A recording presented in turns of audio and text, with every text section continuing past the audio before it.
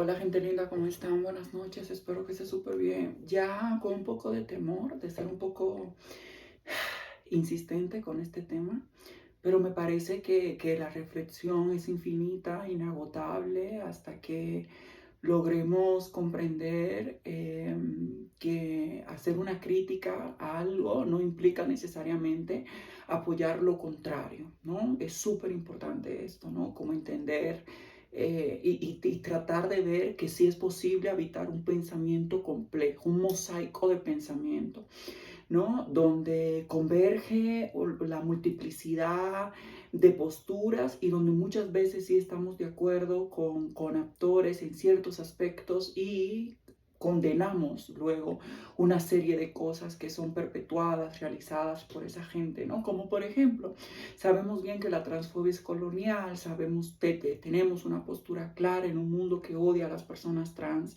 de que es inadmisible articularnos, movilizarnos en contra de sujetos que históricamente han sido atropellados, discriminados y sus vidas no han sido respetadas, ¿no? Y que si realmente creemos en la libertad, en la emancipación, en la igualdad, uso comillas con este término porque es problemático, en los derechos de las mujeres, en los derechos de todas las personas, en principios éticos, políticos tan básicos como la no discriminación y muchísimas otras cosas, ¿no? Principios como la libertad de autodeterminarse y muchísimas cosas, siempre y cuando esto esté en el marco del no daño, ¿no? A otros, pues a otros sujetos, a otras personas, a otros espacios, ¿no?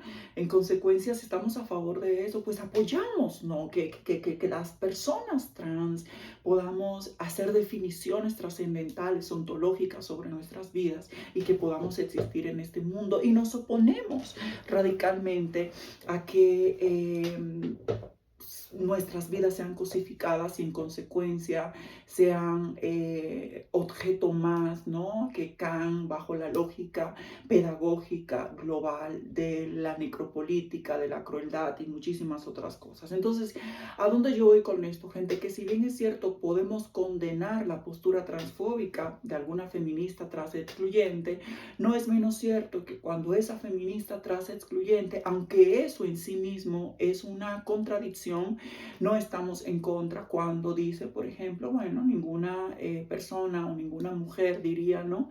Negando que existen personas no binarias que tienen capacidad de gestar y muchísimas otras cosas, sea criminalizada por haber abortado. Fíjense cómo en ese punto, ¿no? En ese espacio concreto tenemos un acuerdo. Y eso no significa que vamos a condenar su postura transfóbica y al mismo tiempo vamos a demostrar cómo hay una incoherencia o mejor dicho una contradicción ética en ese momento. Porque ¿cómo puede ser posible que por un lado se estigmatice, se criminalice las vidas, se niegue la existencia de vidas, ¿no? Como las personas trans y por otro lado se trate de buscar el respeto de otras vidas, ¿no? Entonces ahí es donde hacemos preguntas incómodas y decimos cuáles son las vidas importantes, cuáles son los criterios, cómo defines a un sujeto humano, cómo defines a un cuerpo, a una vida llorable, a una vida importante, y ahí nos vamos a dar cuenta que efectivamente está bajo la lógica clásica de la colonialidad que las jerarquías de vida. ¿En qué sentido? Que por un lado tenemos al sujeto blanco, al ama, al amo, a los sujetos, y algunos también que no eran amos ni amas, ¿no? Que también estaban bajo el yugo de la clase, ¿no?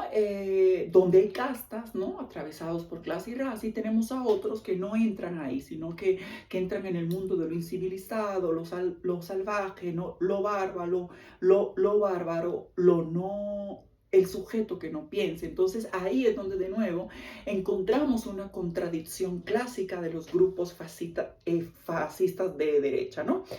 Otro ejemplo, la tía católica, ¿no? La tía, sí, Dios mío, vamos a orar para que la gente esté mejor, vamos a misa, la tía así con unos valores inquebrantables, ¿no? Pero luego la tía no solamente es transfóbica, sino también es una racista, así también es el amo, ¿no? En el nombre de la evangelización y en el nombre de la civilidad y en el nombre de la compasión, ¿no? Niega la humanidad de un sujeto racializado, mientras al mismo tiempo se reafirma como un sujeto civilizado en cuanto tiene un amor moral que no es legítima y que no es ética, pero es una moral colonial, y también las terfas y chavistas y corinistas, no sé cómo llamarle, también tienen cierta moral, ¿no? ¿A dónde yo voy con todo esto?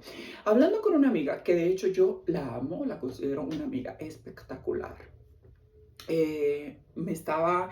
estábamos platicando, ¿no? Y ella tiene como le choca un poco esta narrativa que frente a la negación de resultados electorales, ante la poca transparencia y ante el robo de eso que llaman democracia, que sabemos que ya no funciona, ya la hemos criticado, ¿no? Le parece complicado que el discurso también se base o no se base, sino que el discurso que estamos articulando tienda a reconocer que la derecha, que la otra opción, es decir, la oposición representada por María Corina Machado, es indefendible en cuanto por lo que es, ¿no?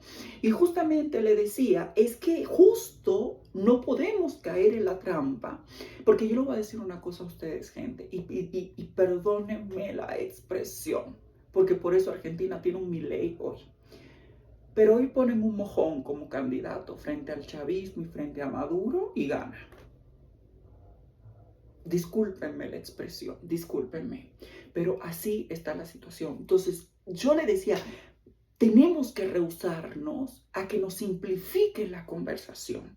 Es decir, si criticamos duramente un régimen por todas las características que ya sabemos, que yo no voy a hacer un recuento acá, si condenamos un régimen por todas las violaciones, arbitrariedades, abusos de poder, etcétera, etcétera, no olvidemos que al mismo tiempo que lo condenamos en cuanto es indefendible por las decisiones tomadas, tenemos que condenar al mismo tiempo los actores internacionales que han llevado a que ese gobierno, eso no es un quitar responsabilidad, también esté donde esté, ¿no? Porque aquí hay que hablar en términos geopolíticos. O sea, Venezuela no es cualquier lugar, es la mayor reserva de petróleo del mundo, es una cosa tenaz, ¿no? Y está cerquita en términos, si pensamos en Medio Oriente, etcétera, de los Estados Unidos, ¿no? Pero este no es el tema, sino que le digo, si bien es cierto, amiga, amigos, amigues, que vamos a condenar categóricamente y que me sumo a tu profunda indignación por lo que ha representado en todo este tiempo un proyecto, recordando que izquierda no es igual a chavismo, hay que hacer diferencias, ¿no? También hay una izquierda que está resistiendo al chavismo, pero que no tiene el apoyo de la derecha, como María Corina, etcétera, etcétera, etcétera.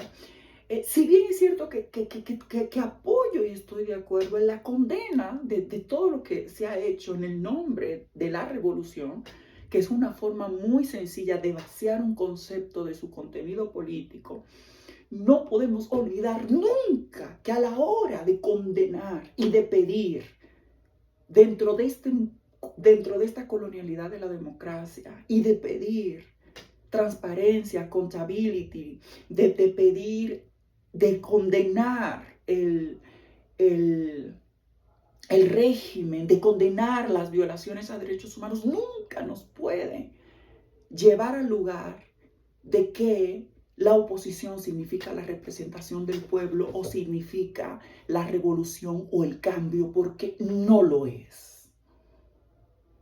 O sea, la crítica tiene que ser esta, frente a la falta, frente a la inexistente falta, ¿no?, de opciones, frente a un régimen y un proyecto que se ha aferrado al poder, frente a los efectos y consecuencias que ha vivido durante muchísimo tiempo el pueblo venezolano, ya no soportamos más y hasta acá. Y resulta quien está del otro lado es quien ha pactado con Israel, quien ha pactado con Estados Unidos, y es la derecha. Pedir que se respete un proceso democrático no es igual a apoyar a quien está en este momento en calidad de afectado, ¿no? Porque se le está robando el voto, o mejor dicho, se está irrespetando la voluntad del pueblo, porque es cierto que también los pueblos votan los fascismos. Vivimos en democracias latinoamericanas llenas de fascismo. Y han sido muchas de esas democracias votadas también, ¿no? Y más específicamente en un contexto como el venezolano, donde literalmente tú le pones, mira, Tú le pones un osito Winnie Pooh al lado frente a Maduro y la gente vota por el osito Winnie Pooh. Es un ejemplo mejor que el pasado, se me ocurrió ahorita. Entonces, frente a esto, yo lo que quiero decir para concluir este video, gente, y aquí le dejo esta captura, ¿no? De María Corina apoyando el Estado de Israel literalmente.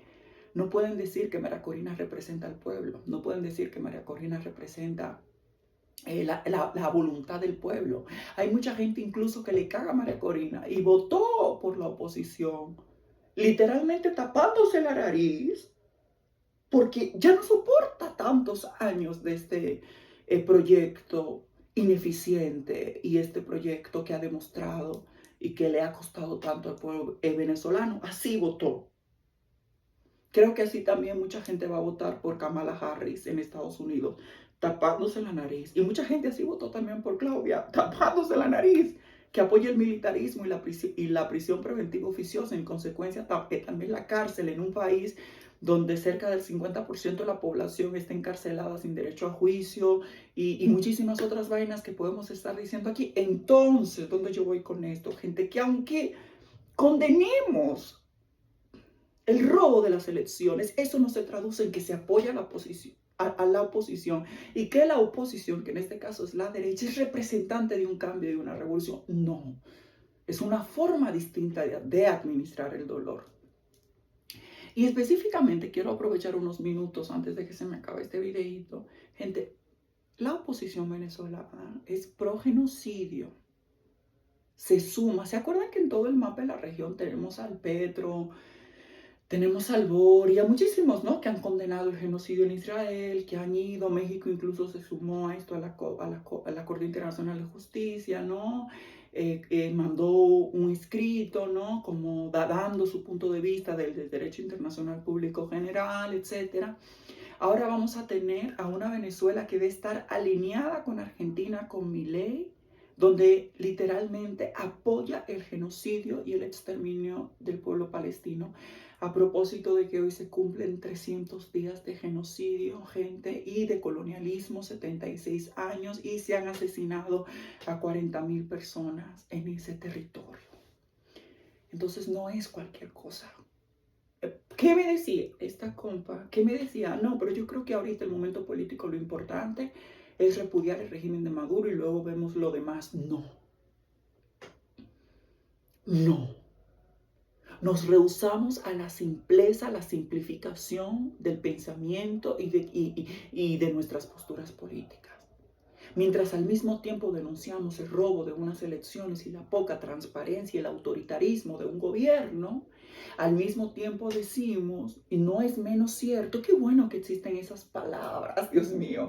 Si bien es cierto que el régimen de Maduro se ha robado las elecciones llevadas a cabo el 29 de julio y que es un gobierno con tintes autoritarios, no es menos cierto que la oposición fue votada a la derecha como una consecuencia de la desesperación y el desasosiego del pueblo venezolano en cuanto la derecha neoliberal no se traduce en un proyecto de liberación para el pueblo, sino más bien en la que fue la única alternativa presentada, por lo que resultó ganadora, por lo que mi crítica al régimen de Maduro, así se hace la que compleja, porque no somos básicas y nunca nos alineamos, nunca se defiende el poder. Nunca se puede defender el poder. Y el poder no es solamente quien ocupa el gobierno y sus instituciones y sus aparatos represivos, ideológicos y culturales, sino también esas élites que se declaran en oposición, pero que también representan lineamientos políticos, élites, ideologías políticas muy concretas, muy alejadas de la voluntad del pueblo. Entonces, eso es una postura política, que no nos entrampen en ese pensamiento de que ahorita vamos a apoyar. Justo la Harris en Estados Unidos dijo que es más dura que Trump en política migratoria y que incluso lo puede demostrar. Que no nos lleven a eso, a votar por Kamala Harris porque es mujer, es negra y frente a Trump, mentira, son formas diferentes de represión. Y yo lo que siento es que el pueblo venezolano lo que está buscando es un cambio. Y no sabemos, porque no hay por qué saberlo, porque uno experimenta eso en el momento en que lo vive, pero muchas veces buscamos cambios sin saber lo que va a significar eso. Y decir esto no implica que nos quedemos donde estamos porque sea mejor. No, cambiemos. Pero no digamos que ahora, no, porque incluso esta narrativa de pueblo y de oposición está siendo instrumentalizada por María Corina.